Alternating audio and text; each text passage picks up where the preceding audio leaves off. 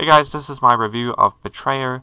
So in this game, you're basically wandering around like America, I think it is, somewhere around the 17th century, and you've come from England, and basically you go to visit some random village or something, but it's like all weird and haunted, and there's no colour or anything like that.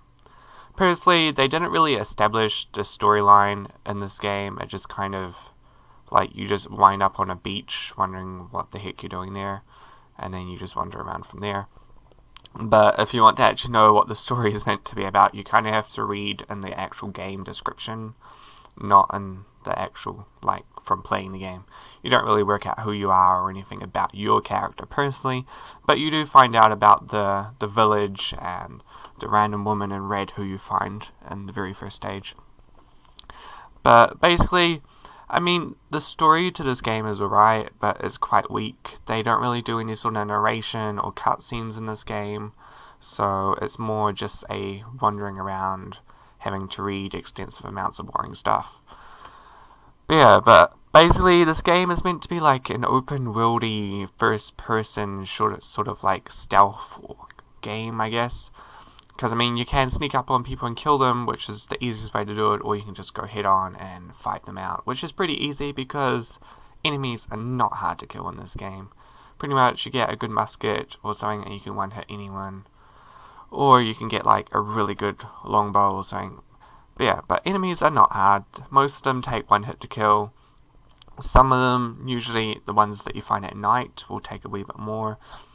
Especially, I think it's like wraiths or something, which have masks where you can only damage them lots by shooting them in the mask. Those ones are usually the harder creatures to kill, but still, they're not that hard. Sometimes you might like miss in the daytime because the Spaniards have like armor on them, which makes them hard to kill, and they can sort of deflect your weapons. But at night, the creatures don't really deflect anything, apart from the wraiths. So, combat is pretty simple. I think probably health is the main issue when it comes to combat, because you do that damage quite a bit. But it's not that hard. You do have what's called a water skin, which is like a health pack which you carry around, and you can collect more water skins over the course of the game. I think you can get like a maximum of 4, which is right, or you can just go to a water bucket and fill them all back up and get your health back. You can also go to the water bucket during combat and refill your health. And I think for extra like difficulty, they recommend that you make all your weapons and stuff drop on your death. But you don't really die that much in this game because the combat's not that difficult. So I mean, it would only really be a challenge if you died a lot because you're not good at the game. But the game's not a challenging thing. They do say that like the main point of this game is to put clues together to work out what happened to all the people. I personally think it kind of sucks because they have all these clues and things that you're meant to find in the map, but all you do is you press like the X button and then your person listens, and then all of a sudden pretty much everything in the entire map shows up on your map, which you can open by pressing M, and then pretty much you open that map up, and then you have to spend like 20 minutes walking around the entire like world map area that you're in at that time, going to all the little red circles that you've discovered, and then picking up like all the most useless stuff.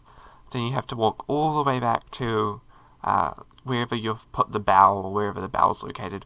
Ring the bell, then it turns into night time, and all the night like enemies come out, which are basically just skeletons and wraiths. And then you have to walk around at night, going to all of the wraiths and talking to them and trying to figure out all their stories. I mean, the nighttime's slightly better because the things don't show up on the map. You have to actually listen and go and find them, whereas in daytime everything shows up on your map and you can just walk straight to it. But even then, most of the things that you have to find are all located along the roads, so it's not really like a going out and finding something special or something that's hard to find. It's more just of like a tedious walking around, putting up with like weak ass people coming at you, trying to shoot you. And then the weapons in this game kind of suck. You just got like muskets, pistols, bows, short bows, and crossbows, and bombs, and you have like these axes that you can throw, but they're kind of pathetic.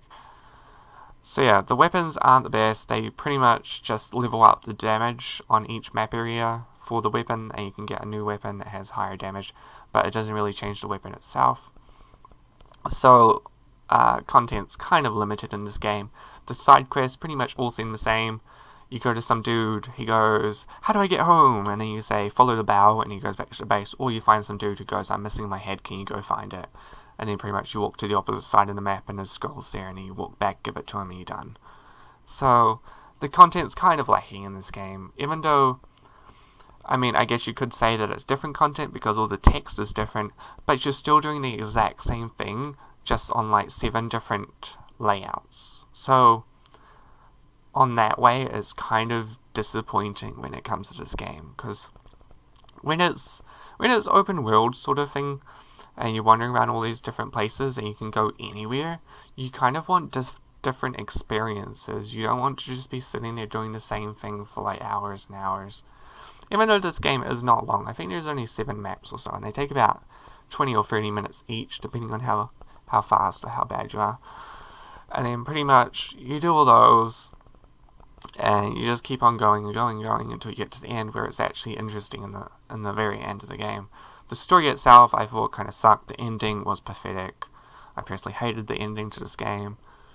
There's no cutscenes or narration, so it involves a lot of reading, and pretty much you can work out the story within.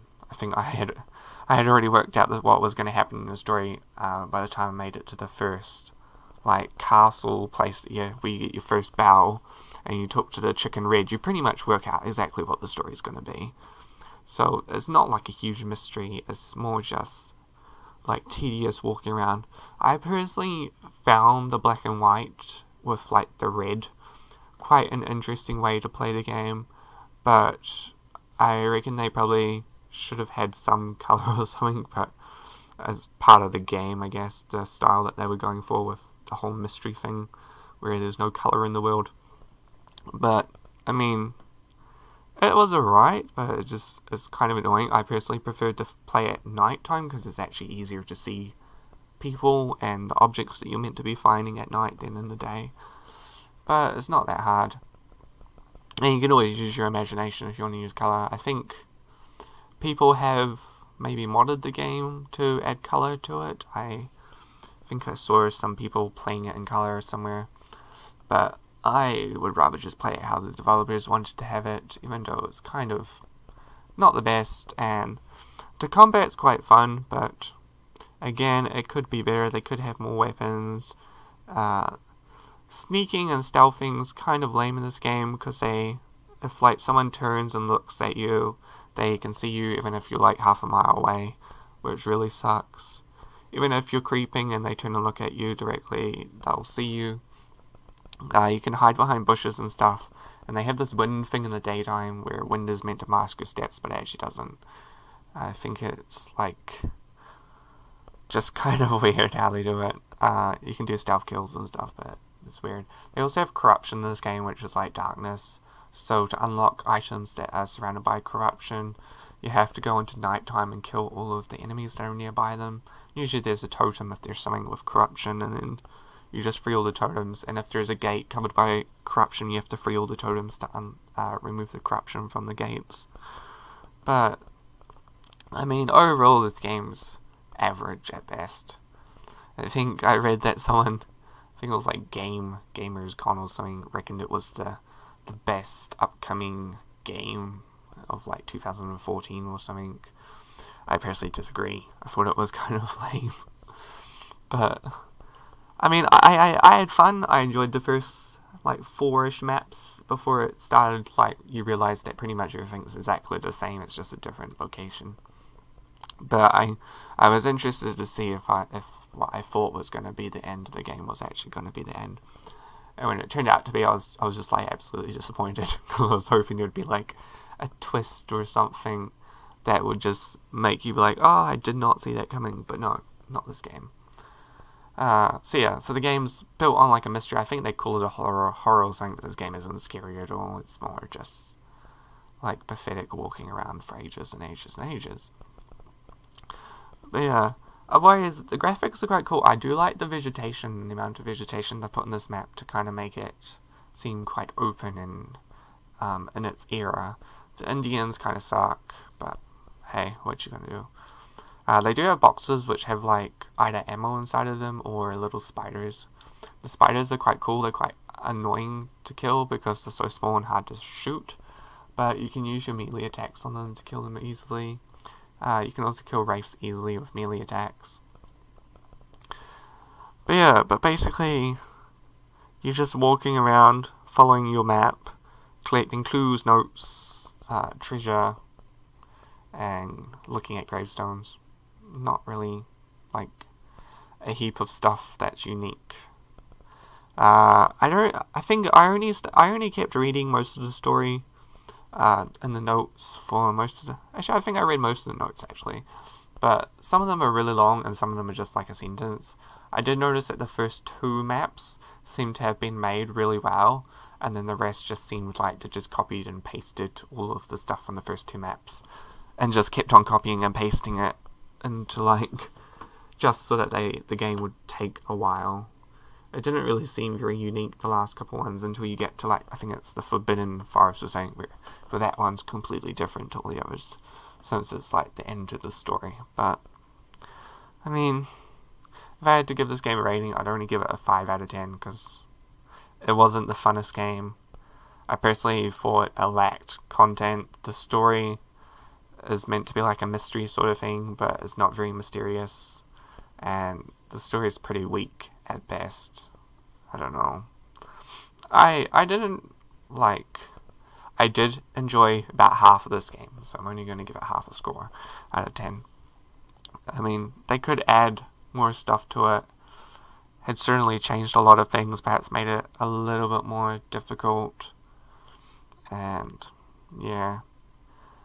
Definitely, I reckon the nighttime part of this game, if they took that and added like heaps and heaps of zombies, they could make a really amazing horror game using like the style of game and this style of gameplay. I reckon they could really make a good like zombie survival open world sort of thing. I reckon that would be awesome if they did that.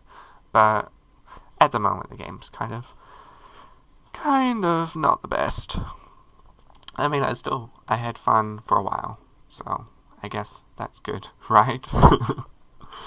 Yeah. So yeah, I'm only going to give the game a 5 out of 10. If you don't agree with my opinion of the game, or you do agree, drop a you thought of the game in the comments below this video. But yeah, otherwise I'm only giving it a 5 out of 10. Okay guys, see ya.